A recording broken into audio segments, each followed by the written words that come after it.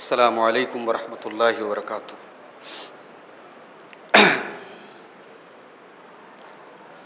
الحمد للہ رب العالمین والعاقبۃ للمتقین والصلاة والسلام علی سید الانبیاء والمرسلین وعلی آلہ وصحبہ اجمعین، اما بعد۔ محترم حاضرین و حاضرات، آج ہم قرآن مجید کے 25ویں اور 26ویں پارے کی منتخب آیات کی تفسیر پیش کریں گے انشاءاللہ۔ 25ویں پارے کے شروعات میں انسان کی ایک کمزوری بیان کی گئی۔ کمزوری یہ ہے کہ انسان جب کوئی کسی تکلیف میں مبتلا ہوتا ہے، کسی پریشانی میں پڑتا ہے، تو انسان مایوس بہت جلدی ہو جاتا ہے، امید چھوڑ دیتا ہے۔ یہ ایک کمزوری ہے اس کی۔ اور دوسری کمزوری یہ ہے کہ انسان کے اوپر جب کوئی خوشی، کوئی نعمت، کوئی سکھ ملتا ہے تو انسان اپنے محسن کو بھول جاتا ہے، اپنے احسان کرنے والی ذات اور نعمت کو نازل کرنے والی ذات کو بھول جاتا ہے۔ آئیے آیت کریمہ دیکھتے ہیں۔ اعوذ باللہ من الشیطان الرجیم۔ لا يسأم الانسان من دعاء الخیر وان مسہ الشر فیئوس قنوط۔ انسان بھلائی کی دعا سے تھکتا نہیں ہے، خوب دعائیں کرتا ہے کہ اللہ یہ دے دے وہ دے دے، بھلائی کی دعائیں خوب کرتا ہے۔ وان مسہ الشر فیئوس قنوط، لیکن اگر انسان کو کوئی تکلیف پہنچتی ہے، کوئی شر پہنچتا ہے تو انسان بہت جلدی مایوس ہو جاتا ہے، نا امید ہو جاتا ہے۔ وَلَئِنْ أَذَقْنَاهُ رَحْمَةً مِنَّا مِنْ بَعْدِ ضَرَّاءَ مَسَّتْهُ لَيَقُولَنَّ هَذَا لِي وَمَا أَظُنُّ السَّاعَةَ قَائِمَةً وَلَئِنْ رُجِعْتُ إِلَى رَبِّي إِنَّ لِي عِنْدَهُ لَلْحُسْنَىٰ۔ اور اگر ہم تکلیف کے بعد انسان کو اپنی نعمت کا مزہ چکھاتے ہیں، پریشانی کے بعد آسانی آتی ہے، دکھ کے بعد سکھ آتا ہے، تو انسان کیا کہتا ہے؟ لَيَقُولَنَّ هَذَا لِي، کہتا ہے اس نعمت کا تو میں حقدار تھا، میں اس کو ڈیزرو کرتا ہوں، میں اس لائق تھا تب مجھے دولت ملی، میں اس لائق تھا تب مجھے یہ پوسٹ ملی، یہ عہدہ ملا۔ بڑی بڑی باتیں کرتا، اپنے رب کو بھول جاتا ہے، اس کا شکریہ ادا نہیں کرتا۔ اور اتنا ہی نہیں، جب انسان کو اللہ تعالیٰ نعمتوں سے نوازتا ہے تو یہ قیامت کا بھی انکار کرنے لگتا ہے۔ کہتا ہے وَمَا أَظُنُّ السَّاعَةَ قَائِمَةً، میں نہیں سمجھتا کہ قیامت قائم ہوگی، میرا خیال ہے کہ قیامت آنے والی نہیں ہے۔ وَلَئِن رُجِعْتُ إِلَىٰ رَبِّي، اور اگر میں اپنے رب کی طرف لوٹا بھی دیا گیا، اگر مجھے اپنے رب کے پاس جانا بھی پڑا، إِنَّ لِي عِنْدَهُ لَلْحُسْنَىٰ، تو اللہ کے پاس بھی میرے لیے اچھا انجام ہے۔ دنیا میں اللہ کو راضی کرنے والا عمل نہیں کرتا ہے اور اپنے بارے میں یہ امید رکھتا ہے کہ میرا انجام اچھا ہونے والا ہے۔ اللہ نے کہا یہ انسان کی دو بنیادی کمزوریاں ہیں۔ اس کے بعد اللہ نے ایک بڑی اہم بات بیان کی کہ ہم اپنے بندوں کو اپنی نشانیاں ان کی اپنی جان کے اندر بھی دکھائیں گے اور کائنات کے اندر بھی دکھائیں گے۔ فرمایا سنوریہم آیاتنا فی انفسہم، سنوریہم آیاتنا فی الآفاق وفی انفسہم، ان قریب ہم ان کو اپنی نشانیاں دکھائیں گے آفاق کے اندر۔ آفاق مطلب، آفاق جمع ہے افق کی، افق بولتے ہیں ہاریزن کو، آسمان کے کناروں کو عربی میں آفاق بولتے ہیں۔ تو اللہ نے کہا کہ ہم ان کو اپنی نشانیاں آفاق میں دکھائیں گے، آسمانوں میں دکھائیں گے، کائنات کے چپے چپے میں دکھائیں گے۔ وفی انفسہم، اور خود ان کی اپنی جان کے اندر بھی دکھائیں گے۔ حتی یتبین لہم انہ الحق، یہاں تک کہ ان کے لیے واضح ہو جائے گا کہ قرآن اللہ کی سچی کتاب ہے۔ 1400 سال پہلے یہ آیت اتری ہے، اور آج 2023 میں ہم اور آپ دیکھ لیں کہ اللہ تعالیٰ کی کتنی نشانیوں کو ہم 1400 سال پہلے کے مقابلے میں آج ہم کتنی اچھی طریقے سے محسوس کرتے ہیں۔ سورج کے تعلق سے، چاند کے تعلق سے، اور اسی طریقے سے اسپیس کے تعلق سے، ستاروں کے تعلق سے آج سائنس کی جو نئی نئی تحقیق اور ریسرچ آ رہی ہے، وہ جتنی ریسرچ آ رہی ہیں اتنا انسان اور حیران ہو جاتا ہے کہ اللہ کی کائنات اتنی بڑی ہے، اور اتنی بڑی کائنات اور اتنے سسٹم سے چلنے والی کائنات کا کیا کوئی کریٹر نہیں ہے؟ کیا اس کا کوئی پیدا کرنے والا نہیں ہے؟ پھر انسان خود اپنے جسم کے اندر غور کرے۔ 1400 سال پہلے کے انسان کے پاس اتنا مائنڈ نہیں تھا، اتنی ریسرچ نہیں تھی، اتنے اسکینرز نہیں تھے، ایکس رے مشین نہیں تھی۔ آج تو بدن کے ہر عضو کے بارے میں پوری تحقیق موجود ہے، پورا علم موجود ہے۔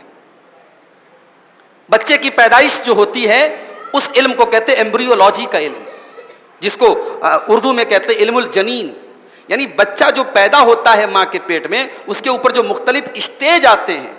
آج بڑی حیرتناک بات ہے کہ قرآن کریم کی جو ریسرچ ہے، آج سائنس ان تمام چیزوں کی تصدیق کرتی کہ ہاں بچہ جو ہے وہ پہلے پیریڈ میں ایسا ہوتا ہے، پھر وہ قرآن کہتا ہے کہ علقہ، وہ جمے ہوئے خون کی طرح ہو جاتا ہے، پھر قرآن کہتا ہے مضغہ، مضغہ مطلب کوئی ایسی چیز جسے چوس لیا گیا ہو، تو بچہ ایک پیریڈ ایسا آتا ہے ماں کے پیٹ میں کہ وہ چبائی ہوئی چوئنگم کی طرح لگتا ہے۔ تو یہ جو پوری تحقیق آج نئی ریسرچ آئی ہے 1400 سال کے بعد، قرآن نے 1400 سال پہلے اس کو بتایا ہے۔ سنوریہم آیاتنا فی الآفاق، ہم تم کو اپنی نشانیاں کائنات کے چپے چپے میں دکھائیں گے، وفی انفسہم، اور تم اپنے اندر بھی اللہ کی نشانیوں کو دیکھو گے، حتی یتبین لہم انہ الحق من ربہم، حتی یتبین لہم انہ الحق، یہاں تک کہ واضح ہو جائے گا کہ یہ قرآن اللہ کی سچی کتاب ہے۔ اور اس آیت کی ایک تفسیر یہ بھی کی گئی ہے کہ آفاق سے مراد دنیا کے کونے کونے اور چپے چپے۔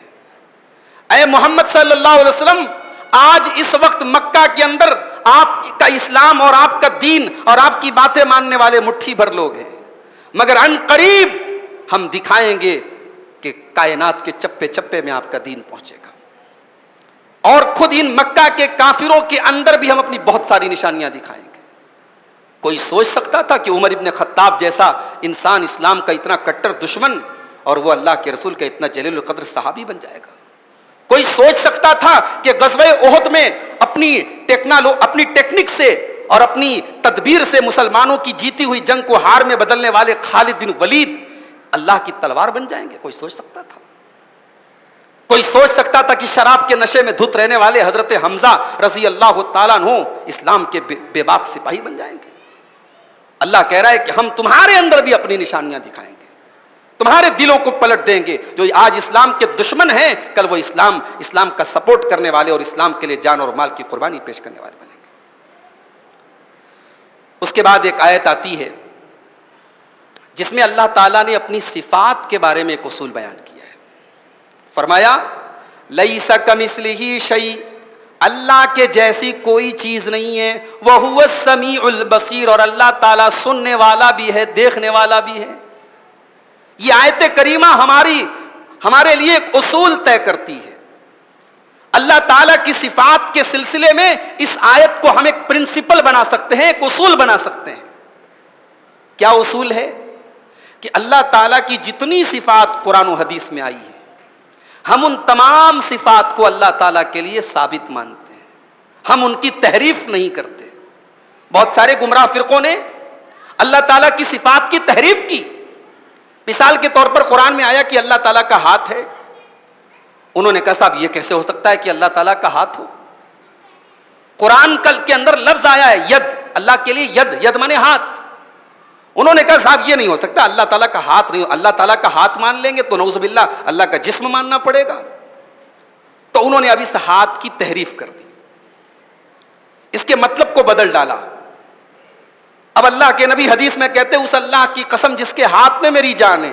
گمراہ لوگوں نے اس کا ترجمہ کیا کیا؟ اس اللہ کی قسم جس کے قبضے قدرت میں میری جان ہے، جس کے قبضے میں میری جان ہے۔ یہ غلط ترجمہ ہے، یہ غلط ٹرانسلیشن ہے۔ اگر قرآن و حدیث میں اللہ کے لیے ہاتھ کا لفظ آیا ہے تو ہم اللہ کے لیے ہاتھ کو مانیں گے۔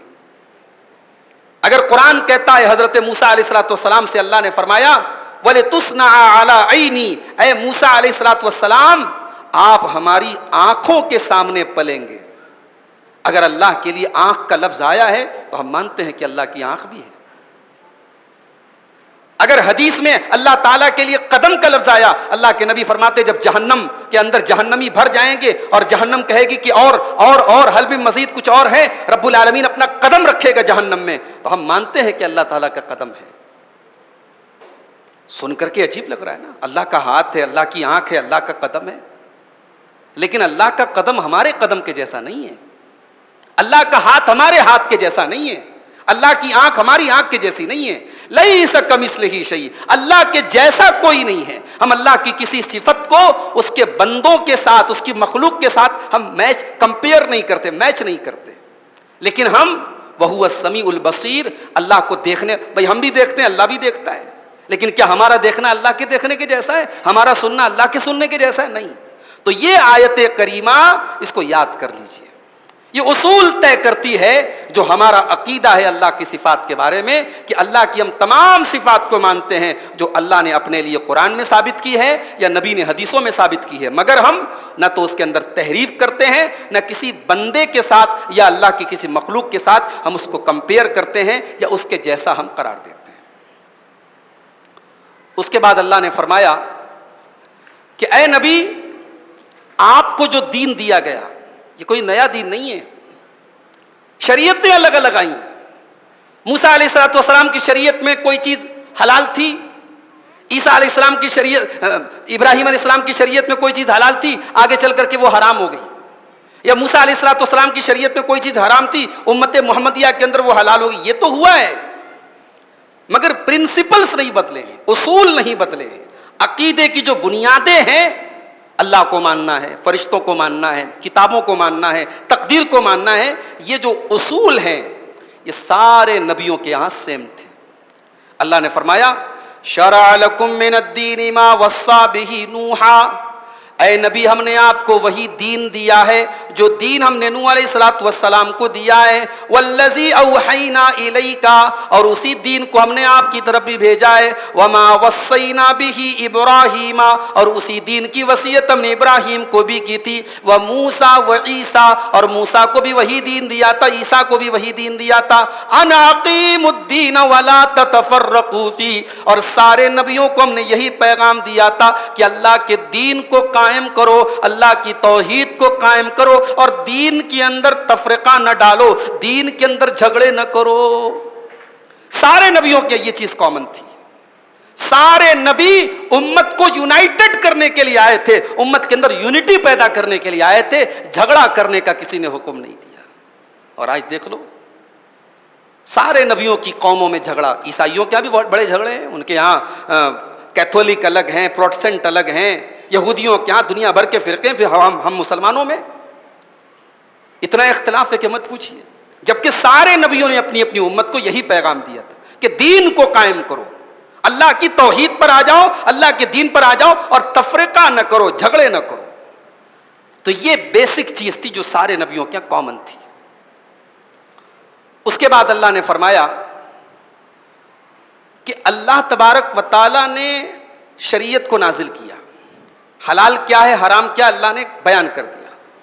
اب اگر کوئی اپنی مرضی سے کسی چیز، اللہ کی حلال کی ہوئی چیز کو حرام کر رہا ہے تو گویا وہ اپنے آپ کو رب بنا رہا ہے۔ رب بنانے کا مطلب یہی نہیں ہے کہ ہم اللہ کے علاوہ کسی اور کے آگے سجدہ کریں۔ حلال و حرام کی اتھارٹی، حلال و حرام کو سینکشن کرنے کی اتھارٹی اللہ کے علاوہ کسی اور کو دینا، یہ بھی اللہ کے علاوہ رب قرار دینا ہے۔ اللہ نے فرمایا ام لہم شرکاء شرعوا لہم من الدین، کیا انہوں نے اللہ کے علاوہ اور لوگوں کو شریک بنا لیا ہے، شرعوا لہم من الدین، جو ان کے لیے اللہ کے دین کو گڑھتے ہیں اور بناتے ہیں، ما لم یأذن بہ اللہ، جس کی اجازت اللہ تعالیٰ نے نہیں دی ہے۔ جیسے مکہ کے کافر کرتے تھے، اونٹ کا بچہ پیدا ہوتا تھا، اس میں یہ اگر کوئی بچہ 10 مہینے کا بچہ پیدا ہوا اونٹنی کا تو صاحب اس کو خاص کر لیتے تھے کہ اس کو ہم استعمال نہیں کریں گے، اس کی سواری نہیں کریں گے، اس کا دودھ نہیں پیئیں گے، یہ ہمارے معبودوں کے لیے خاص ہو گیا۔ کسی اونٹنی کو 2 بچہ پیدا ہو گئے یا جڑوا بچے پیدا ہو گئے، اس کو ہم سواری نہیں کریں گے، حرام کر لیں گے۔ اس کے انہوں نے الگ الگ نام رکھ لیے تھے، بحیرہ، صائبہ، وسیلہ، حام، یہ انہوں نے نام رکھے تھے۔ جیسے آج بھی ہوتا ہے کہ غیر اللہ کے نام پہ جانوروں کو نظر مان لیتے, منت مان لیتے کہ صاحب یہ فلانے پیر صاحب کا بکرا ہے, یہ فلانے حضرت کے نام کی گائے ہے, یہ فلانے حضرت کے نام کا بیل ہے. اب اس کو غیر اللہ کے نام پہ ذبح کریں گے تو غیر اللہ کے نام پہ, چھوڑ دیں گے غیر اللہ کے نام پہ. یہ بھی اللہ کے ساتھ شرک کرنا ہے میرے بھائی. اور یہ اتنا خطرناک شرک ہے کہ مکے میں ایک آدمی تھا, اس کا نام تھا عمرو بن لحی. اللہ کے نبی فرماتے ہیں کہ عمرو بن لحی کو میں نے دیکھا کہ اس کو جہنم کی آگ کے اندر گھسیٹا جا رہا ہے. جہنم کی آگ کے اندر عمرو بن لحی کو جلایا جا رہا ہے. میں نے معراج کی رات میں وہ منظر دیکھا تھا. صحابہ نے پوچھا اللہ کے نبی ایسا کیوں دیکھا تھا آپ نے؟ آپ نے فرمایا کیونکہ سب سے پہلے مکے کے اندر, عرب کے اندر غیر اللہ کے نام پہ حلال جانوروں کو حرام کرنے کا سسٹم اسی نے اسٹارٹ کیا تھا. تو حلال و حرام کی اتھارٹی اللہ کے علاوہ کسی اور کو دینا یہ بھی شرک ہے میرے بھائیوں. اور یہ شرک یہود و نصارہ نے بھی کیا تھا اور مکہ کے مشرکوں نے بھی کیا تھا. اس کے بعد اللہ تعالیٰ اپنے نبی سے کہتا ہے کہ اے نبی, لوگ آپ پر اتنا ظلم و ستم کرتے ہیں, آپ کو اتنا ستاتے ہیں, جبکہ آپ کسی سے کوئی پیسہ نہیں مانگتے, کوئی اجرت نہیں مانگتے, کوئی ریوارڈ نہیں مانگتے, کوئی بدلہ نہیں چاہتے. تو اے نبی آپ اپنی قوم کے لوگوں سے کہیے کہ ٹھیک ہے میں تم سے کچھ نہیں مانگتا, کم سے کم جو رشتہ داری میری تمہارے ساتھ ہے, جو ریلیشن ہے, میں تمہارے خاندان کا ہوں, بنی ہاشم سے ہوں, قریش سے میں تعلق رکھتا ہوں, کم سے کم اس رشتہ داری کا خیال رکھو. مجھے ستاؤ تو مت, مجھے تکلیف تو نہ دو, میرے راستے میں کانٹے تو نہ بچھاؤ, مجھے گالیاں تو نہ دو, تم اپنا کام کرو, مجھے اپنا کام کرنے دو. اللہ نے فرمایا قُلْ لَا أَسْأَلُكُمْ عَلَيْهِ أَجْرًا, اے نبی آپ کہہ دیجئے کہ میں اللہ کے دین کی تبلیغ پر تم سے کوئی اجرت نہیں مانگتا, کوئی ریوارڈ نہیں مانگتا, کوئی بدلہ نہیں مانگتا. إِلَّا الْمَوَدَّةَ فِي الْقُرْبَى, ہاں اگر تم کچھ کر سکتے ہو تو اتنا کرو کہ جو رشتہ داری کی محبت ہے, جو رشتہ داری اور خاندان کا ہونے کا جو مطلب ہے, تم اس کا خیال کرو, تم اس محبت کا خیال کرو. یہ ہے اس آیت کی صحیح تفسیر. شیعہ حضرات نے اس آیت کی تفسیر کیا کی؟ اب شیعہ کی تفسیر سنا رہا ہوں آپ کو. وہ اس آیت کا کیا مطلب بتاتے ہیں. وہ کہتے ہیں صاحب یہاں اللہ تبارک و تعالیٰ اپنے نبی سے کہہ رہا ہے کہ اے نبی آپ لوگوں سے کہیے لا اسألکم علیہ اجرا, کہ میں تم سے کوئی رسالت کے اس کام پر کوئی اجرت نہیں مانگتا. الا المودۃ فی القربى, مگر ایک چیز مانگتا ہوں, میرے اہل بیت کے ساتھ, میرے گھر والوں کے ساتھ تم محبت کرو. علی کے ساتھ محبت کرو, فاطمہ کے ساتھ محبت کرو, حسن کے ساتھ محبت کرو, حسین کے ساتھ محبت کرو. چونکہ شیعہ حضرات بس انہی لوگوں کو اہل بیت مانتے اور کسی کو نہیں مانتے. نبی کی بیویوں کو اہل بیت نہیں مانتے. یہ دنیا کی وہ جاہل قوم ہے جو اللہ کے نبی کے داماد کو تو اہل بیت میں مانتی ہے, اللہ کے نبی کے نواسوں کو تو اہل بیت میں مانتی ہے, اللہ کے نبی کی ایک بیٹی کو, باقی بیٹیوں کو نہیں, ایک بیٹی کو اہل بیت میں مانتی ہے, لیکن نبی کی بیویوں کو اہل بیت سے خارج مانتے ہیں. شیعہ حضرات کہتے ہیں نبی کی بیویاں اہل بیت میں شامل نہیں ہیں.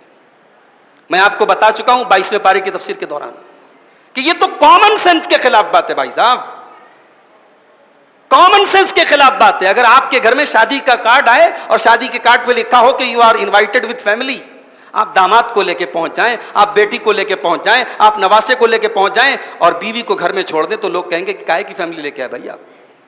فیملی میں تو سب سے پہلے آپ کی بیوی آتی ہے. شیعہ حضرات نے اللہ کے نبی کی بیویوں کو اہل بیت میں سے نکال دیا. اللہ کے نبی کے چچا حضرت عباس کو اہل بیت میں نہیں مانتے. حضرت عباس کے بیٹے ترجمان القرآن عبداللہ بن عباس, ان کو اہل بیت میں نہیں مانتے. نبی کی باقی بیٹیاں زینب, رقیہ, ام کلثوم, ان کو کہتے وہ نبی کی بیٹیاں ہی نہیں تھی, وہ تو حضرت خدیجہ دوسرے شوہر کے ساتھ لے کے آئی تھی, نبی کی صرف ایک بیٹی تھی. تو یہ وہ مسلک ہے جس نے اہل بیت کی محبت کا نام لیا ہے, مگر انہوں نے اہل بیت کو اپنے حساب سے ڈیفائن کیا ہے. تو اس آیت کی تفسیر کیا کرتے ہیں شیعہ حضرات کہ اے نبی آپ کہہ دیجئے میں تم سے کوئی اجرت نہیں مانگتا, میں مانگتا ہوں تو بس ایک چیز مانگتا ہوں, تم میرے اہل بیت سے محبت کرو. سوال یہ پیدا ہوتا ہے کہ اگر اس آیت کی یہ تفسیر مان لیں تو یہ کتنی ہلکی بات ہے کہ نبی اپنی قوم سے کہیں گے کہ میں تم سے کوئی اجرت نہیں مانگتا, مگر یہ چیز مانگتا ہوں کہ تم میرے گھر والوں سے محبت کرو. یہ کوئی بات ہی نہیں ہوئی, یہ تو بڑی بیکار کی بات ہو گئی. جب نبی یہ کہہ رہے میں کچھ نہیں مانگتا اور پھر یہ کہیں گے کہ میرے اہل بیت سے محبت کرو, اس کا کیا مطلب ہے؟ اس لیے اس آیت کی جو صحیح تفسیر ہے جو عبداللہ ابن عباس نے کی ہے اور جو دیگر صحابہ نے کی وہ یہی ہے کہ اے مکہ کے کافرو، میں تم سے کچھ نہیں مانگتا، بس میری تم سے جو قرابت ہے، جو رشتہ داری ہے، جو ریلیشن ہے، تم اس کا خیال کرو۔ اور جہاں تک اہل بیت کی محبت ہے، ہمارے دین کا حصہ ہے اہل بیت کی محبت۔ اہل بیت کی محبت کے لیے ہمیں کسی کالے کپڑے کی ضرورت نہیں ہے، ہمیں اپنی چھت پر کسی جھنڈے لگانے کی ضرورت نہیں ہے، ہمیں محرم میں کالے کپڑے پہننے کی ضرورت نہیں ہے، ہمیں بازاروں میں نواسے رسول کا نام لینے کی ضرورت نہیں ہے۔ ارے ہم تو وہ قوم ہیں کہ ہم نماز میں دعائے قنوت بھی پڑھتے ہیں تو وہ قنوت پڑھتے ہیں جو نبی نے اپنے نواسے حضرت حسن اور حسین کو سکھایا تھا۔ یہ اللہم اہدنی فیمن ہدیت جو ہم پڑھتے ہیں، یہ اللہ کے نبی نے اپنے نواسوں کو سکھایا تھا۔ ہم سے پروف مانگتے ہو کہ ہم اہل بیت سے محبت کرتے ہیں؟ کری ہماری نماز مکمل نہیں ہوتی جب تک ہم اللہم صلی علی محمد وعلی آل محمد نہ پڑھ دیں، ہم آل محمد پر درود نہ پڑھیں تو ہماری نماز مکمل نہیں ہوتی۔ ہم سے کہتے ہو کہ ہم نبی کے اہل بیت سے محبت نہیں کرتے، مگر ہاں محبت اہل بیت کے نام پہ صحابہ کو برا بھلا کہا جائے، صحابہ کو گالی بکی جائے، صحابہ پر جھوٹا الزام لگایا جائے۔ ایک صاحب نے کہا کہ ابو بکر اور عمر یہ نبی کے چاہنے والے نہیں تھے، نبی کے ماننے والے نہیں تھے، جھوٹے لوگ تھے یہ، نعوذ باللہ۔ بولے نبی کا جنازہ تیار ہے، نبی کا جنازہ پڑھا جا رہا ہے، نبی کو قبر میں اتارا جا رہا ہے، اور ابو بکر اور عمر اپنی کرسی کا انتظام کر رہے تھے، اپنے اقتدار کا انتظام کر رہے تھے، نعوذ باللہ۔ تم ان کے اوپر کرسی کا الزام لگا رہے ہو جنہوں نے اپنا سب کچھ اسلام کے لیے تیاگ دیا تھا۔ غزوہ تبوک کے موقع پر یہی ابو بکر صدیق ہے جو اپنے گھر کا سارا مال لے آئے تھے، اور نبی نے پوچھا تھا کہ اے ابو بکر گھر والوں کے لیے کیا چھوڑ کے آئے ہو؟ تو ابو بکر صدیق نے کہا تھا ابقیت لہم اللہ ورسولہ، اے اللہ کے نبی اپنے گھر والوں کے لیے اللہ کو چھوڑ کے آیا ہوں، اس کے رسول کو چھوڑ کے آیا ہوں۔ اس ابو بکر پر تم الزام لگاتے ہو اس نے کرسی کے لیے نبی کا جنازہ چھوڑ دیا۔ جس ابو بکر کی بیٹی اسما نے جب اللہ کے نبی ہجرت کے سفر پہ جاتے ہیں اور ابو جہل تلاش کرتے کرتے جب حضرت ابو بکر کے گھر پہ پہنچتا ہے، حضرت ابو بکر کی بڑی بیٹی حضرت اسما دروازہ کھولتی ہیں اور ابو جہل پوچھتا ہے تیرا باپ کہاں گیا؟ تو حضرت اسما کہتی ہے مجھے نہیں پتا۔ اتنا سننا تھا کہ ابو جہل کھینچ کے تھپڑ مارتا ہے اور حضرت اسما کے کان کی بالی کو نوچ لیتا ہے، ان کے کان کی بالی نیچے گر جاتی ہے۔ اس ابو بکر کے سارے گھرانے نے اسلام کے لیے قربانیاں دی، تم اس ابو بکر پر یہ الزام لگاتے ہو؟ یہ محبت اہل بیت نہیں ہے، یہ بغض صحابہ ہے، یہ بغض ابو بکر ہے، یہ بغض عمر ہے۔ اور آپ جا کر سوشل میڈیا پر دیکھ لیجئے، ان کی تقریروں میں، ان کی تحریروں میں، ان کی باتوں میں صحابہ کی محبت، اہل بیت کی محبت کم رہتی ہے اور صحابہ کا بغض زیادہ رہتا ہے۔ تو ہمیں اپنی اہل بیت سے محبت کے لیے کسی کے سرٹیفکیٹ کی ضرورت نہیں ہے، ہمارے دونوں ہاتھ میں لڈو ہیں الحمدللہ۔ ہم اہل بیت سے بھی محبت کرتے ہیں، ہم نبی کے صحابہ سے بھی محبت کرتے ہیں، کیونکہ دونوں نبی کے چاہنے والے ہیں۔ اٹھاؤ بخاری کی روایت، حضرت حسن ابن علی رضی اللہ تعالیٰ عنہ بچوں کے ساتھ کھیل رہے ہیں، حضرت ابو بکر صدیق حضرت حسن کو گود میں اٹھاتے ہیں اور کہتے ہیں بے ابی شبیہ بن نبی لیس شبیہ بے علی، اللہ کی قسم میرے باپ تیرے اوپر قربان ہو جائیں، اے حسن تو نبی کے جیسا دکھتا ہے، تو علی کے جیسا نہیں دکھتا ہے۔ وہ ابو بکر صدیق جو لوگوں سے کہا کرتے تھے ارقبوا محمدًا فی آل بیتہ، او لوگو محمد کے اہل بیت کا خیال رکھنا، تم اس کے اوپر الزام لگاتے ہو کہ اس نے نبی کے اہل بیت کے ساتھ غداری کی ہے۔ حضرت عمر کے اوپر یہ شیعہ حضرات الزام لگاتے ہیں کہ صاحب انہوں نے حضرت فاطمہ کے گھر کا دروازہ جلا دیا۔ جب حضرت ابو بکر کی بیعت کی گئی تو زبردستی بیعت لینے کے لیے حضرت علی کے گھر گئے، حضرت فاطمہ کا دروازہ جلا دیا، دروازہ حضرت فاطمہ کے پیٹ پہ گر گیا، ان کے پیٹ کا بچہ انتقال کر گیا۔ یہ جھوٹی کہانیاں سنا کر کے اپنی عوام کو رلاتے ہیں اور حضرت عمر کے خلاف نفرت بھرتے ہیں۔ مجھے بتاؤ اگر واقعی میں حضرت عمر نے ایسا کیا ہوتا، حضرت عمر کو چھوڑ دو، حضرت علی کو چھوڑ دو، اگر نعوذ باللہ اگر ہمارے ساتھ کوئی ایسا کرتا، کیا ہم اس انسان سے کبھی کوئی ریلیشن رکھتے؟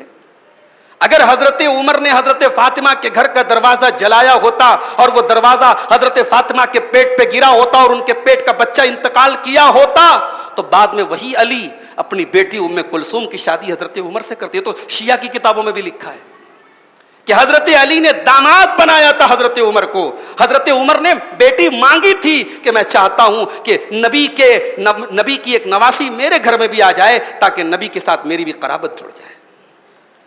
اگر نعوذ باللہ حضرت عمر کا کارنامہ یہ تھا جو تم بیان کرتے ہو، تو حضرت عمر کو حضرت علی اپنا داماد بناتے، حضرت عمر فاروق کے دور میں حضرت علی، ان کی جو مجلس شورا تھی، جو ایڈوائزری کمیٹی تھی، جو مینجمنٹ کمیٹی تھی، اس کا ایک حصہ تھے حضرت علی رضی اللہ تعالیٰ عنہ۔ آج کے دور کا کوئی خوددار آدمی اپنی بیوی کے قاتل کے ساتھ تو اتنا اچھا سلوک نہیں کرے گا نا۔ تو یہ کہانیاں ہیں جو گڑھی گئی ہیں، اور یہ کہانیاں کیوں گڑھی گئی؟ تاکہ محبت اہل بیت کے نام پر ایک ایسا مذہب پھیلایا جائے، ایک ایسی تعلیم پھیلائی جائے۔ تو یہ محبت اہل بیت کو کسی سرٹیفکیٹ کی ضرورت نہیں ہے۔ اس کے بعد اللہ تعالیٰ نے آخرت میں اچھا انجام کن لوگوں کے لیے ہے، ان کی کچھ کوالٹیز بیان کی ہے۔ اللہ نے فرمایا فَمَا أُوتِيتُم مِّن شَيْءٍ فَمَتَاعُ الْحَيَاةِ الدُّنْيَا، او لوگوں تمہیں دنیا میں جو کچھ بھی دیا گیا ہے یہ دنیا کی چند دنوں کی دولت ہے۔ وَمَا عِندَ اللَّهِ خَيْرٌ وَأَبْقَىٰ لِلَّذِينَ آمَنُوا، اور جو اللہ تعالیٰ کے پاس ہے وہ زیادہ بہتر ہے اور زیادہ باقی رہنے والا ہے ان لوگوں کے لیے جو ایمان لائے۔ وَعَلَىٰ رَبِّهِمْ يَتَوَكَّلُونَ، اور جو اپنے رب کے اوپر بھروسہ کرتے ہیں۔ آخرت کی جو نعمتیں ہیں وہ ایمان والوں کے لیے اور ان کے لیے جو اپنے رب کے اوپر بھروسہ کرتے ہیں۔ وَالَّذِينَ يَجْتَنِبُونَ كَبَائِرَ الْإِثْمِ وَالْفَوَاحِشَ، اور جو بڑے بڑے گناہوں سے بچتے ہیں۔ چھوٹے موٹے گناہ اللہ معاف کر دے گا، بڑے گناہوں سے بچنا ہے، بڑے گناہوں سے بالکل اوائڈ کرنا ہے۔ شرک بڑا گناہ ہے، زنا بڑا گناہ ہے، قتل بڑا گناہ ہے، جھوٹ بولنا بڑا گناہ ہے۔ تو کبیرہ گناہ جن کا نام لے کر کے قرآن و حدیث میں جہنم کی وعید سنائی گئی یا لعنت کی گئی، ان گناہوں سے وہ بچتے ہیں۔ والفواحش، اور فحش کاموں سے، ولگر کاموں سے، زناکاری سے، بدکاری سے، لواطت سے، ہاتھوں کے زنا سے، آنکھوں کے زنا سے، بے حیائی سے، بے پردگی سے، فحش کاموں سے وہ بچتے ہیں۔ وَإِذَا مَا غَضِبُوا هُمْ يَغْفِرُونَ، اور جب ان کو غصہ آتا ہے تو وہ لوگوں کو معاف کر دیا کرتے ہیں۔ یہ نہیں کہا کہ غصہ نہیں آتا ہے، غصہ تو آئے گا، انسان ہے، غصہ آتا ہے تو معاف کر دیتے ہیں۔ والذین استجابوا لربہم، اور اپنے رب کی بات مانتے ہیں۔ واقاموا الصلاۃ، اور نماز قائم کرتے ہیں۔ وامرهم شورى بینہم، اور اپنے کام آپس میں مشورے سے کرتے ہیں۔ ان کے درمیان ڈکٹیٹرشپ نہیں ہوتی، جو بھی مسئلہ مشورے کے قابل ہوتا ہے اس پر وہ اپنے سمجھدار لوگوں کو بٹھا کر کے رائے مشورہ کرتے ہیں۔ کوئی بھی جو کام پبلک سے ریلیٹڈ کام، بھئی آپ کے گھر کا کام ہے، ٹھیک ہے، آپ اپنے گھر کے کام کے کرنے کے لیے آزاد ہیں۔ کام مسجد کا ہے، کام مدرسے کا ہے، کام جماعت کا ہے، تو اس میں شورا ہونا چاہیے۔ اس میں جو محلے کے سمجھدار لوگ ہیں، جو مسجد کی کمیٹی کے لوگ ہیں، جو ذمہ دار لوگ ہیں، ان کے درمیان ایک مشورے کے بعد کوئی چیز طے ہونی چاہیے۔ وَأَمْرُهُمْ شُورَىٰ بَيْنَهُمْ، یہ اللہ نے جنتی لوگوں کی پہچان بتائی کہ ان کے کام مشورے سے طے ہوتے ہیں، ڈکٹیٹرشپ سے کام نہیں ہوتا ہے۔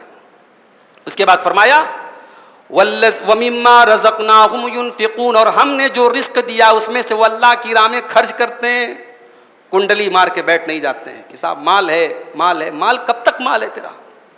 اللہ نے دیا ہے، خرچ کرو اللہ کی راہ میں۔ وَالَّذِينَ إِذَا أَصَابَهُمُ الْبَغْيُ هُمْ يَنْتَصِرُونَ، اور اگر کوئی ان کے اوپر ظلم کرتا ہے تو انتقام لیتے ہیں۔ کمزور ہے معاف کر دیتے ہیں، لیکن اگر کوئی واقعی میں ظلم کر رہا ہے ہم پر تو ظلم کے خلاف چپ ہو جانا، ظلم کے خلاف بیٹھ جانا، یہ بھی بہت بڑا غلط کام ہے۔ وہ انتقام لیتے ہیں، وہ جوابی کارروائی کرتے ہیں۔ ہاں اگر معاف کرنے کا معاملہ ہو تو معاف کر دیتے ہیں۔ اس لیے آگے فرمایا وَجَزَاءُ سَیِّئَةٍ سَیِّئَةٌ مِثْلُهَا، برائی کا بدلہ اسی کے جیسی برائی۔ اگر کسی نے آپ کے ساتھ زیادتی کی ہے تو آپ بدلے میں اتنی کارروائی کر سکتے جتنی اس نے کی ہے۔ اینٹ کا جواب پتھر سے، شیر کا جواب سوا شیر سے، یہ اسلام کی تعلیم نہیں ہے۔ سامنے والے نے اینٹ چلائی ہے تو ہم بھی اینٹ کا جواب اینٹ سے دے سکتے ہیں، بدلہ لے سکتے ہیں۔ معاف کر دیں اچھی بات ہے، اور ہر جگہ معاف کرنا بھی اچھی چیز نہیں ہوتی، کہیں کہیں جوابی کارروائی کرنا بھی ضروری ہوتا ہے۔ ہر انسان اس لائق نہیں ہوتا کہ اس کو معاف کیا جائے، کبھی کبھی بدلے کی کارروائی کرنا، اس کو اللہ تعالیٰ نے اس کی اجازت بھی دی، اس کو بہتر بھی قرار دیا ہے۔ اس کے بعد اولاد کے سلسلے میں ایک بات بتائی گئی کہ جو بیٹا ہوتا ہے، بیٹی ہوتی ہے، یہ انسان کے اپنے اختیار میں نہیں ہے۔ للہ ملک السماوات والارض، آسمانوں اور زمین کی بادشاہت اللہ کے ہاتھ میں ہے۔ یخلق ما یشاء، وہ جو چاہتا ہے پیدا کرتا ہے، یہب لمن یشاء اناثا، وہ جس کو چاہتا ہے لڑکی دیتا ہے، ویہب لمن یشاء الذکور، اور جس کو چاہتا ہے لڑکا دیتا ہے۔ حدیث میں آیا ہے کہ بیٹا پیدا جو ہوتا ہے نا تو مرد کا پانی عورت کے پانی پر غالب آتا ہے تو لڑکا پیدا ہوتا ہے، اور عورت کا پانی مرد کے پانی پر غالب آتا ہے تو لڑکی ہوتی ہے۔ تو اس کا کیا مطلب ہے؟ اس کا مطلب یہ نہیں ہے کہ لڑکا پیدا ہونے میں یہ انسان کا اپنا اختیار ہے، یا لڑکی پیدا ہونے میں انسان کا اپنا اختیار ہے۔ وہ اس میں ایک ریزن بتائی گئی کہ ایسا ہوتا ہے تو لڑکا پیدا ہوتا ہے۔ انسان چاہے کہ اس کا پانی غالب آ جائے اس کی بیوی پر، یہ اس کے اختیار میں نہیں ہے، اللہ نے اپنے اختیار میں لیا ہے۔ تو یہ سب جو دوائیں بک رہی ہیں صاحب، اس دوا کو استعمال کرو لڑکا ہو جائے گا، سب بکواس بات ہے، اللہ نے اپنے اختیار میں لیا ہے۔ یہاں بولی من یشاء اناثا، اچھا لڑکی کا ذکر پہلے کیا اللہ نے کہ ہم جس کو چاہتے ہیں لڑکی دیتے ہیں اور ہم جس کو چاہتے ہیں لڑکا دیتے ہیں، او یزوجہم ذکرانا و اناثا، اور جس کو چاہتے ہیں لڑکی لڑکا دونوں دے دیتے ہیں۔ پہلے لڑکی کا ذکر کیا، اسی لیے علماء کہتے ہیں کہ پہلی اولاد اگر لڑکی پیدا ہوتی ہے تو یہ برکت کی نشانی ہے۔ پہلی اولاد لڑکی اگر پیدا ہو رہی ہے یہ اچھی بات ہے، برکت کی نشانی ہے، اس لیے کہ اللہ نے بھی لڑکی سے شروعات کی ہے۔ اللہ نے فرمایا اللہ جس کو چاہتا ہے لڑکی دیتا ہے، جس کو چاہتا ہے لڑکا دیتا ہے، اور جس کو چاہتا ہے دونوں دیتا ہے، وَيَجْعَلُ مَن يَشَاءُ عَقِيمًا، اور جس کو چاہتا ہے بانجھ بنا دیتا ہے۔ اس کے بعد 26واں پارہ اسٹارٹ ہوتا ہے۔ 26ویں پارے میں اللہ تعالیٰ نے سورہ دخان کے اندر فرمایا اِنَّا أَنزَلْنَاهُ فِي لَيْلَةٍ مُبَارَكَةٍ، ہم نے اس قرآن کو ایک مبارک رات میں اتارا۔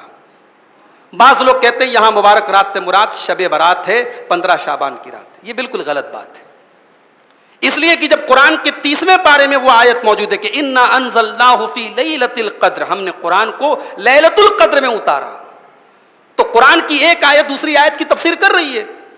جب قرآن لیلۃ القدر میں اترا ہے تو پھر قرآن شب برات میں نہیں اترا۔ یہ شب برات یہ کسی صحیح روایت سے اس کی کوئی فضیلت ثابت نہیں ہے۔ 15 شعبان کی رات کی فضیلت کسی صحیح حدیث سے ثابت نہیں ہے، لیلۃ القدر کی فضیلت ثابت ہے۔ اللہ نے فرمایا ہم نے اس قرآن کو برکت والی رات میں اتارا، انا کننا منذرین، بے شک ہم ڈرانے والے ہیں، فیہا یفرق کل امر حکیم، اور اسی رات میں ہر مضبوط بات کا فیصلہ ہوتا ہے، ہر حکمت کی بات کا فیصلہ ہوتا ہے۔ تو شب قدر میں، لیلۃ القدر میں سال بھر کے بندوں کے جو معاملات ہوتے ہیں اللہ تعالیٰ وہ اپنے فرشتوں کو سونپتا ہے، تو سال بھر کا فیصلہ ہوتا ہے اس ایک رات میں۔ اس کے بعد اللہ نے فرعون کا ذکر کیا۔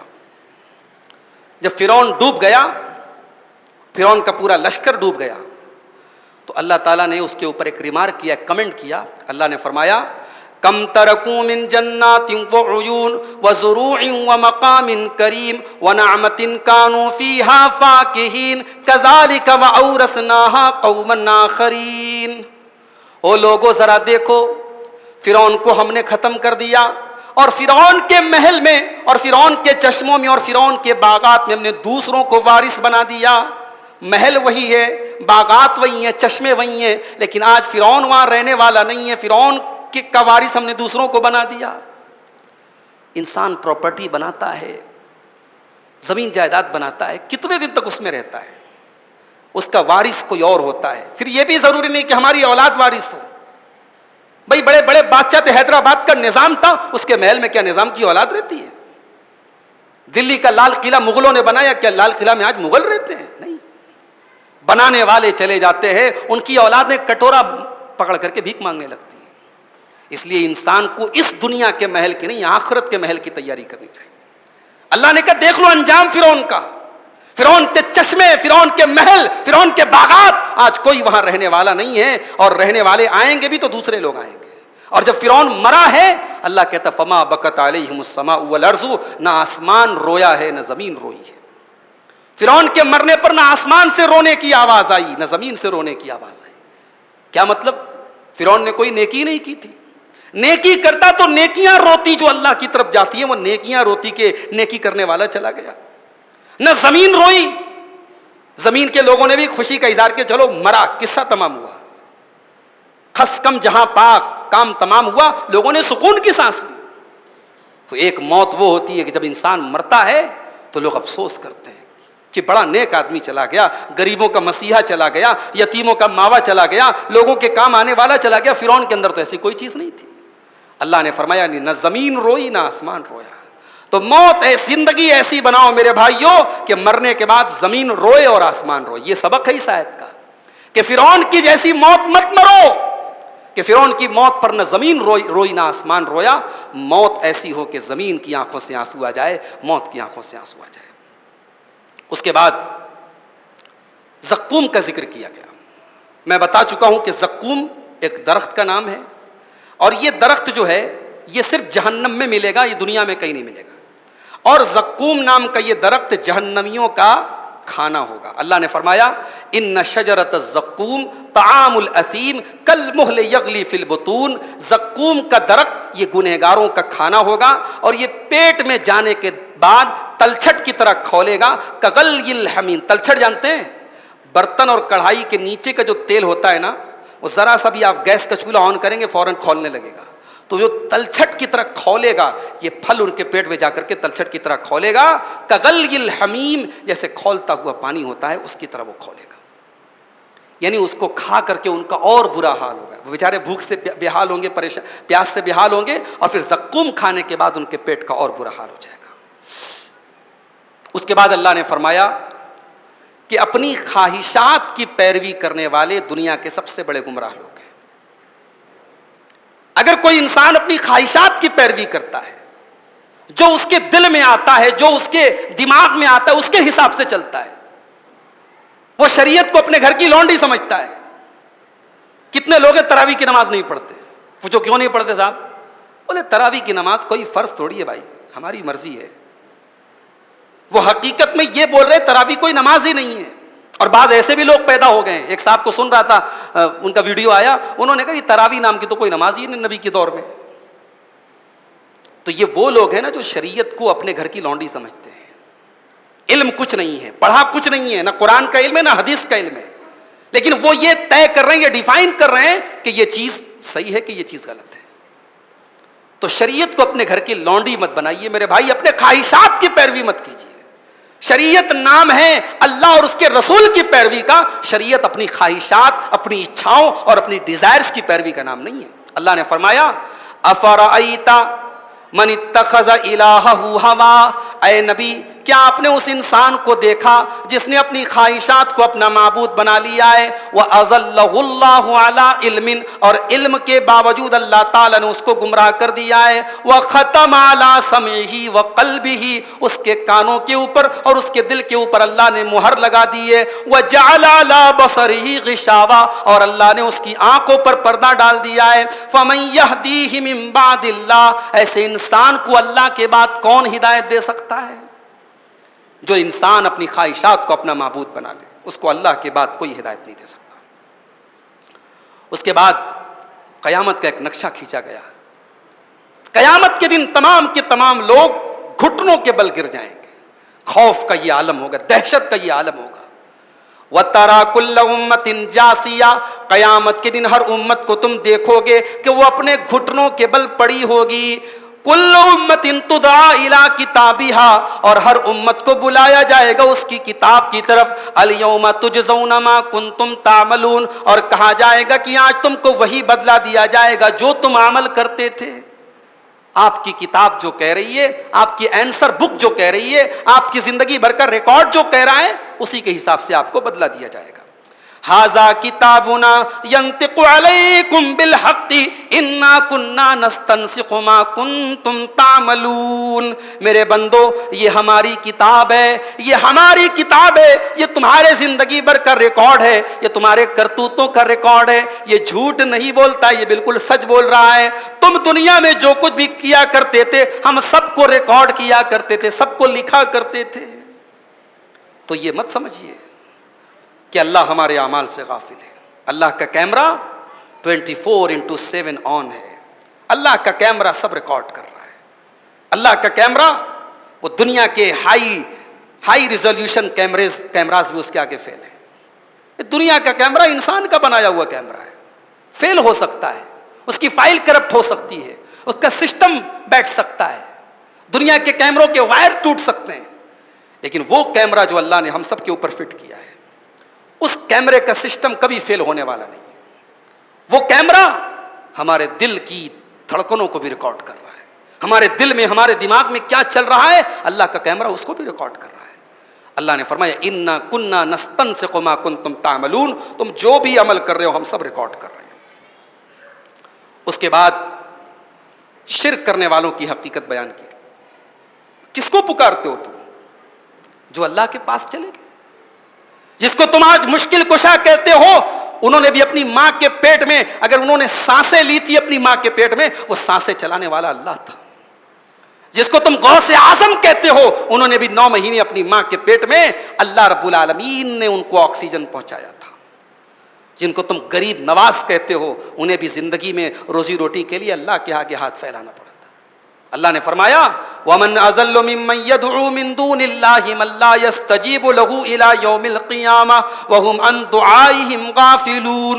اس سے بڑھ کر کے گمراہ کون ہے، اس سے بڑھ کر کے بھٹکا ہوا کون ہے، جو اللہ کو چھوڑ کر کے ایسی ہستیوں کو پکارتا ہے، ایسے لوگوں کو پکارتا ہے جو قیامت تک اس کی پکار کا جواب نہیں دے سکتے، کوئی جواب نہیں دے سکتے۔ ایسے لوگوں کو پکار رہے ہو جو جواب نہیں دے سکتے۔ تمہاری بات ماننا تو بڑی دور کی بات ہے، تمہارا کوئی غیر اللہ جس کو تم اللہ کے سوا پکارتے ہو، اس کو اللہ نے اتنی طاقت بھی نہیں دی ہے کہ تمہاری بات کا جواب دے سکے۔ وَهُمْ عَن دُعَائِهِمْ غَافِلُونَ۔ تو غافل ہیں، یہ پتھر کے بت بھی غافل ہیں، اور یہ قبروں کے اندر اللہ کو پیارے ہو چکے یہ بزرگ حضرات بھی غافل ہیں۔ یہ اللہ کے اولیاء، یہ بزرگان دین جن کی قبروں پر جا کر کے تم ماتھے ٹیکتے ہو، وہ تمہارے پکار سے غافل ہیں، وہ تو اللہ کے پاس جا چکے ہیں۔ وَإِذَا حُشِرَ النَّاسُ كَانُوا لَهُمْ أَعْدَاءَ، اور جب کل قیامت کے دن لوگوں کو اکٹھا کیا جائے گا وہ تمہارے دشمن بن جائیں گے۔ وَكَانُوا بِعِبَادَتِهِمْ كَافِرِينَ، اور تمہاری عبادت کا انکار کریں گے۔ وہ کہیں گے اے اللہ ہم نے تو نہیں کہا تھا۔ یہ جو اجمیر کے اندر جو پیر صاحب ہیں خواجہ معین الدین چشتی اجمیری، ایک مرتبہ ان کی بایوگرافی پڑھ رہا تھا، بہت نیک انسان تھے، اللہ کے نیک بندے تھے، بہت توحید کا انہوں نے درس دیا، غیر مسلموں کے درمیان انہوں نے دعوت و تبلیغ کا کام کیا، ان کی پوری زندگی توحید سے بری ہے، انہوں نے کبھی نہیں کہا کہ شرک کرو۔ اب صاحب ان کے انتقال کے بعد آپ نے ان کو غریب نواز کا لقب دے دیا اور یہ کہا کہ صاحب ان کے مزار پر جنت کا دروازہ ہے اور یہ ہے وہ آپ کا کام ہے۔ وَكَانُوا بِعِبَادَتِهِمْ كَافِرِينَ۔ قیامت کے دن یہ بزرگان دین، یہ اولیاء کرام یہ انکار کریں گے کہ اے اللہ ہم نے اس کا حکم نہیں دیا تھا۔ ہمارے یو پی کے اندر لکھنؤ میں ایک مزار ہے، ایک درگاہ ہے، وارث علی کی درگاہ۔ اب صاحب وارث علی کے جو ماننے والے ہیں وہ نماز نہیں پڑھتے، بولے یہ نماز تو وہ لوگ پڑھے صاحب جو ظاہری نظروں سے دیکھتے ہیں، ہم تو باطنی نظروں سے دیکھتے ہیں، ہمارا دل نماز پڑھ رہا ہے، ہمیں مطلب نبی نے نماز پڑھی، صحابہ نے نماز پڑھی، نبی کے اہل بیت نے نماز پڑھی، تو کون سا دین لے کے آیا بھائی، تو کون سی شریعت لے کے آیا؟ یعنی وہ علم جو نبی کے پاس نہیں تھا وہ تیرے پاس آ گیا۔ پیلے پیلے کپڑے پہن کے لگتا ہی نہیں کہ یہ اسلام کو ریپرزینٹ کر رہے ہیں، پیلے پیلے کپڑے پہنے، بڑے بڑے بال رکھے، ایک ٹائم کی نماز نہیں پڑھتے، صاحب اللہ کے ولی ہیں، چرس پی رہے، گانجا پی رہے ہیں، ہیروئن پی رہے ہیں، اللہ کے ولی ہیں۔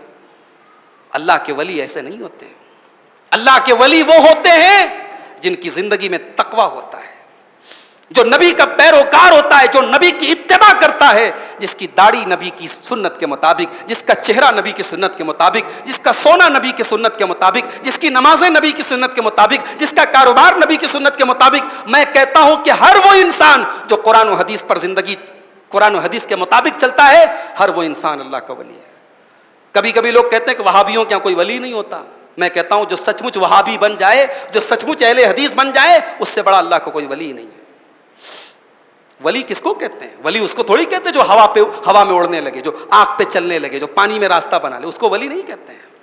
ولی وہ ہے جس کی زندگی ایمان اور تقوی والی ہو، اور ہر وہ مومن جو ایمان اور تقوی والی زندگی گزارتا ہے وہ اللہ کا ولی ہے۔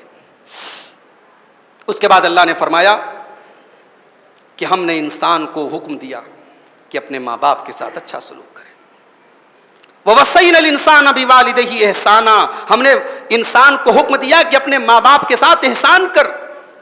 حَمَلَتْهُ أُمُّهُ كُرْهًا وَوَضَعَتْهُ كُرْهًا، تیری ماں نے بڑی تکلیفوں کے ساتھ تجھے پیٹ میں رکھا ہے اور بڑی تکلیفوں کے ساتھ تجھے جنم دیا ہے۔ ذکر کیا والدین کا، دونوں کے ساتھ احسان کرو. لیکن تکلیف خالی ماں کی بیان ہو رہی ہے, کیوں؟ باپ تکلیف نہیں اٹھاتا ہے. باپ نہ کما کے لائے تو ماں کیسے تیری پرورش کرے گی؟ اگر ماں نے اپنا خون جگر پلایا ہے تو باپ نے اپنے پسینے بہا کر کے تجھے بڑا کیا ہے. اگر ماں نے رات میں گود لے کر کے تجھے سلایا ہے تو باپ نے انگلی پکڑ کے چلنا سکھایا ہے. یہ بھی بہت بڑا افسوس کا معاملہ ہے کہ ہمارے یہاں جب احسان کی بات آتی ہے لوگ ماں کو یاد کرتے ہیں, باپ کا احسان بہت کم لوگ یاد کرتے ہیں.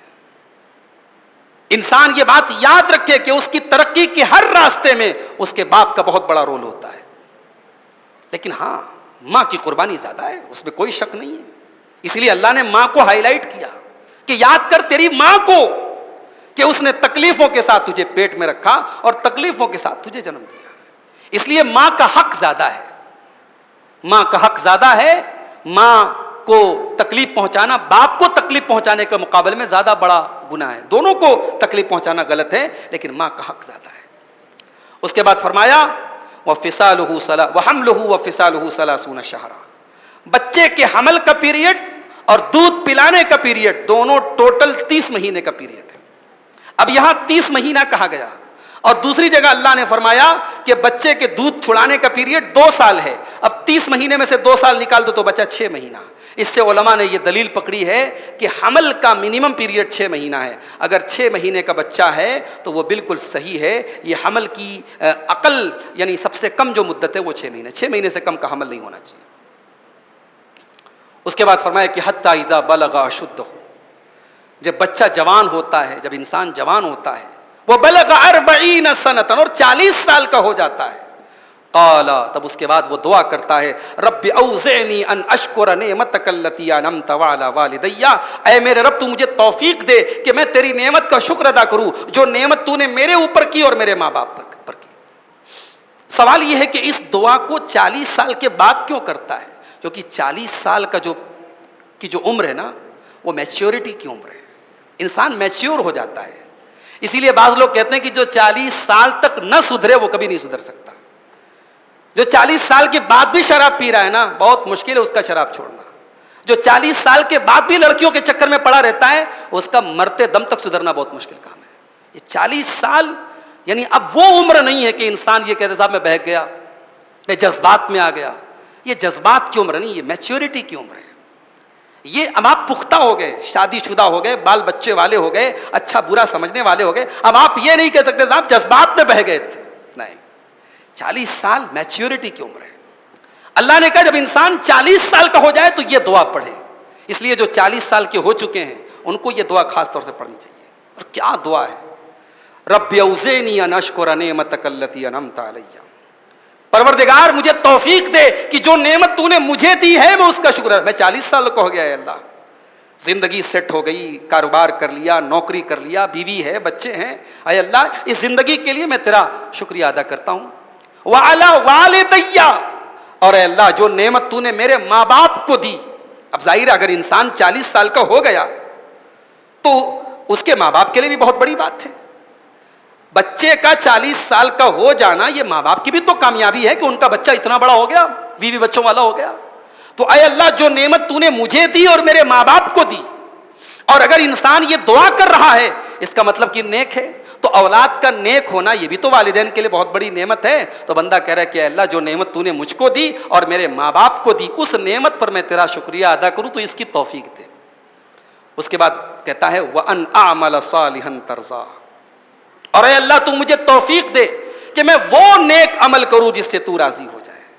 نیک عمل تو بہت ہوتا ہے مگر وہ نیک عمل جو اللہ کے یہاں کاؤنٹ ہو جائے کہ ہاں یہ نیک عمل ہے, اللہ جس سے راضی ہو جائے, وہ بڑی بات ہے. اللہ نے فرمایا, اللہ نے دعا میں یہ الفاظ سکھائے وَأَنْ أَعْمَلَ صَالِحًا تَرْضَاهُ, کہ اے اللہ مجھے توفیق دے کہ میں وہ نیک عمل کروں جس سے تو راضی ہو جائے. وَأَصْلِحْ لِي فِي ذُرِّيَّتِي, اور اے اللہ میری اولاد کو بھی تو نیک بنا دے. یہ دعا اولاد والے بھی یاد کر لیں اس کو. میری مائیں بہنیں اپنی اولاد کے لیے اس دعا کو پڑھا کریں. وَأَصْلِحْ لِي فِي ذُرِّيَّتِي, اے اللہ میری اولاد کو بھی تو اس کی اصلاح کر دے, میری اولاد کو بھی نیک بنا دے. انی تبت الیک, اے اللہ میں تیری بارگاہ میں توبہ کرتا ہوں. وانی من المسلمین, اور بے شک میں مسلمانوں میں سے. تو یہ بہت ہی جامع دعا ہے, اور 40 سال کا ہونے کے بعد اس دعا کو تو ہر انسان کو پڑھتے رہنا چاہیے. اس کے بعد جنات کا ذکر کیا گیا. اللہ کے نبی قرآن پڑھ رہے تھے, جنات کا گزر ہوا وہاں سے. اب جنات نے جب دیکھا کہ قرآن پڑھا جا رہا ہے تو جنات ٹھہر گئے, رک گئے اور قرآن کو سننے لگے. جنات نے 1 گھنٹے کی تقریر نہیں سنی, تاک راتوں میں نہیں جاگے, مولوی صاحب کے بیانات نہیں سنے. جنات نے صرف نبی کی زبان سے 2-4-5 منٹ قرآن سن لیا. اب یہ 2-4-5 منٹ قرآن جو انہوں نے سن لیا, اس سے ان کی زندگی میں کیا چینجنگ آئی, آئیے دیکھتے ہیں. اللہ نے فرمایا وَإِذْ صَرَفْنَا إِلَيْكَ نَفَرًا مِّنَ الْجِنِّ, اے نبی یاد کیجئے جب ہم نے جنات کی ایک جماعت کو آپ کے پاس بھیجا. یستمعون القرآن, وہ قرآن کو بڑے غور سے سننے لگے. فلما حضروہ, جب قرآن پڑھا جا رہا تھا اور جنات کی جماعت وہاں پر پہنچ گئی, قالوا انصتوا, تو انہوں نے آپس میں کہا کہ خاموش ہو جاؤ, قرآن پڑھا جا رہا ہے. فلما قضی, اور جب قرآن کی تلاوت ختم ہو گئی, ولوا الی قومہم منذرین, تو پلٹ کر کے اپنی قوم کو جا کر کے ڈرانے لگے. اللہ اکبر. قرآن کے ساتھ ایک میٹنگ جنات کو بدل دیتی ہے. وہ آئے تھے تو کافر تھے, مشرک تھے, اور قرآن کی چند آیتیں سنی تو اسلام کے مبلغ بن گئے. میرے بھائیوں, کتاب وہی ہے, قرآن وہی ہے, مگر جنات نے توجہ سے سنا تھا اور دل کے ساتھ سنا تھا اور فوکس کر کے سنا تھا. کاش کہ ہم نے قرآن کو وہ مقام دیا ہوتا. قرآن کے ساتھ ایک میٹنگ آپ کے دل کی دنیا بدل سکتی ہے. فلما قضی, جب قرآن کی تلاوت ختم ہو گئی, ولوا الی قومہم منذرین, تو جنات اپنی قوم کو جا کر کے ڈرانے لگے اور کہنے لگے قالوا یا قومنا انا سمعنا کتابا انزل من بعد موسیٰ مصدقا لما بین یدیہ, اے ہماری قوم کے لوگوں, ہم نے وہ قرآن سنا ہے, ہم نے وہ کتاب سنی ہے جو موسیٰ علیہ السلام کے بعد اتاری گئی ہے اور جو اپنے سے پہلے کی کتابوں کی تصدیق کرتی ہے. یہاں ایک سوال پیدا ہوتا ہے کہ قرآن کے جسٹ پہلے تو انجیل اتری ہے, قرآن کے جسٹ پہلے تو عیسیٰ علیہ السلام آئے ہیں, تو یہاں عیسیٰ علیہ السلام کا ذکر کرنے کے بجائے موسیٰ علیہ السلام کا ذکر کیوں کیا گیا؟ اس کی وجہ یہ ہے کہ عیسیٰ علیہ السلام کوئی نیا دین اور کوئی نئی شریعت لے کر کے نہیں آئے تھے, وہ موسیٰ علیہ السلام کی شریعت کو کمپلیٹ کرنے کے لیے آئے تھے. عیسیٰ علیہ السلام کوئی شریعت لے کر کے نہیں آئے تھے. انجیل یہ تورات کا کمپلیشن ہے, تورات کو کمپلیٹ کیا ہے انجیل نے, اس لیے عیسیٰ علیہ السلام کا یہاں ذکر نہیں کیا گیا. اور جنات نے کہا کہ ہم اس قرآن کو سن کے آئے ہیں جو موسیٰ کے بعد اترا ہے اور جو اپنے سے پہلے کی کتابوں کی تصدیق کرتا ہے. یہدی الی الحق و الی طریق مستقیم, اور وہ قرآن سچائی کا راستہ دکھاتا ہے اور سیدھا راستہ دکھاتا ہے. اس کے بعد وہ جنات کہتے ہیں یا قومنا اجیبوا داعی اللہ, اے ہماری قوم کے لوگوں, اللہ کی طرف بلانے والے کی دعوت کو قبول کرو, وآمنوا بہ, اور اس کے اوپر ایمان لے آؤ. یغفر لکم من ذنوبکم, اللہ تمہارے گناہوں کو معاف کر دے گا. ویجرکم من عذاب علیم, اور تمہیں دردناک عذاب سے بچا لے گا. ومن لا یجب داعی اللہ, اور اگر تم نے اللہ کی طرف بلانے والے دائی کی دعوت کو قبول نہیں کیا, فلیس بمعجز فی الارض, تو تم زمین میں اللہ کو عاجز نہیں کر سکتے. ولیس لہ من دونہ اولیاء, اور اللہ کے علاوہ نہ تو تمہارا کوئی مددگار ہوگا. اولئک فی ضلال مبین, تم سے بڑا گمراہ کوئی نہیں ہوگا. تو جنات اگر قرآن کے ساتھ ایک میٹنگ کر کے اگر مسلمان ہو سکتے اور مومن ہو سکتے ہیں, تو ہم اور آپ تو اسی قرآن کے ماننے والے ہیں. ہم اور آپ بھی اپنے اوپر غور کریں کہ اس قرآن کو ہم کتنا ٹائم دے رہے ہیں. اگر واقعی ہم قرآن کو ٹائم دینے لگیں, قرآن کو سمجھنے پر, قرآن پر غور کرنے پر اگر ہم نے فوکس کیا, تو انشاءاللہ ہماری زندگی میں برکتیں بھی آئیں گی اور ہمارے دل کی دنیا بھی بدلے گی. اللہ سے دعا ہے رب العالمین ہم سب کو قرآن کریم پر غور کرنے کی اور عمل کرنے کی توفیق عطا فرمائے.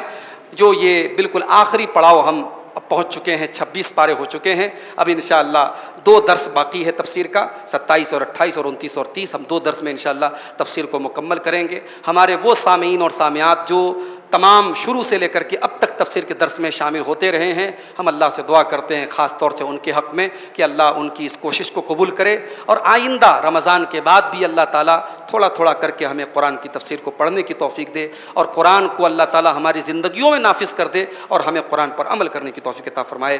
آمین. وآخر دعوانا الحمد للہ رب العالمین. والسلام علیکم ورحمۃ اللہ وبرکاتہ.